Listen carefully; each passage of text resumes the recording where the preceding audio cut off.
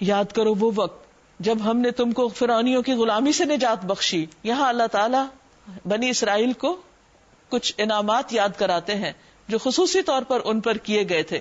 بنی اسرائیل یوسف علیہ السلام کے زمانے میں فلسطین سے مصر کی طرف ہجرت کر گئے تھے.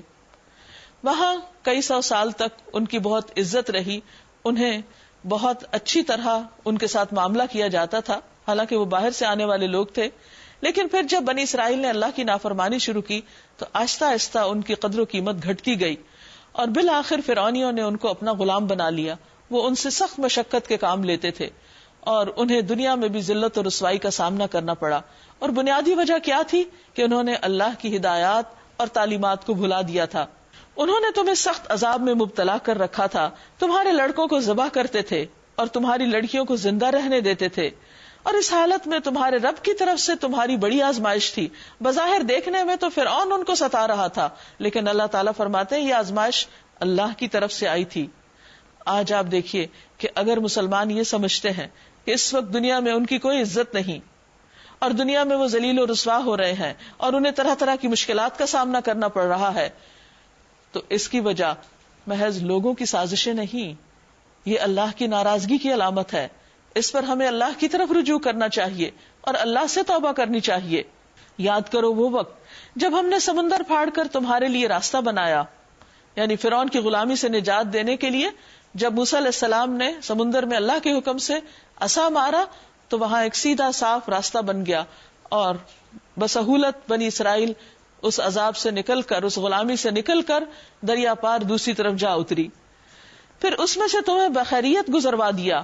پھر وہی تمہاری آنکھوں کے سامنے فرعونیوں کو غرقاب کیا، یعنی تمہارے دشمن کو ڈبو دیا. یاد کرو جب ہم نے موسیٰ علیہ السلام کو 40 روز کی قرارداد پہ بلایا تو اس کے پیچھے تم نے بچڑے کو اپنا معبود بنا لیا. یعنی اللہ نے تم پر یہ انعام کیا کہ تمہیں فرعون کی غلامی سے نجات دی، اور تم نے بچڑے کو معبود بنا لیا اور بہت بڑا برا شرک کیا. اس وقت تم نے بڑی زیادتی کی تھی، مگر اس پر بھی ہم نے تمہیں معاف کر دیا کہ شاید اب تم شکر گزار بنو. یاد کرو ہم نے موسیٰ علیہ السلام کو کتاب اور فرقان عطا کی تاکہ تم اس کے ذریعے سیدھا راستہ پا سکو.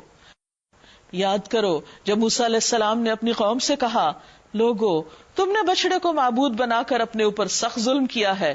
یعنی موسیٰ علیہ السلام 40 راتوں کے لیے کوہ طور پر چلے گئے تو پیچھے قوم نے یہ کام کیا. جب واپس آئے تو انہوں نے اپنی قوم کو سمجھایا کہ یہ تو بہت بڑا ظلم کیا تم نے، اور ویسے بھی شرک جو ہے وہ ظلم عظیم ہے.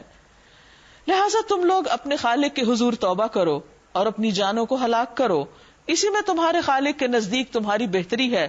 یعنی دنیا کی سزا بھی ان کو دی گئی.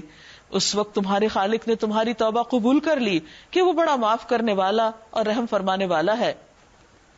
یاد کرو جب تم نے موسیٰ سے کہا تھا کہ ہم تمہاری بات کا یقین نہ کریں گے جب تک کہ اپنی آنکھوں سے تمہیں اللہ تعالیٰ سے کلام کرتے نہ دیکھ لیں.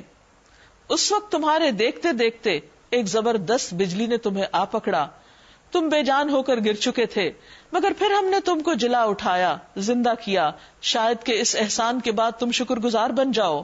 پھر ہم نے تم پر بادلوں کا سایہ کیا، من و سلوہ کی غذا تمہارے لیے فراہم کی، اور تم سے کہا کہ جو پاک چیزیں ہم نے تمہیں بخشی ہیں انہیں کھاؤ. مگر تمہارے اسلاف نے جو کچھ کیا وہ ہم پر ظلم نہ تھا، بلکہ انہوں نے آپ ہی اپنے اوپر ظلم کیا. پھر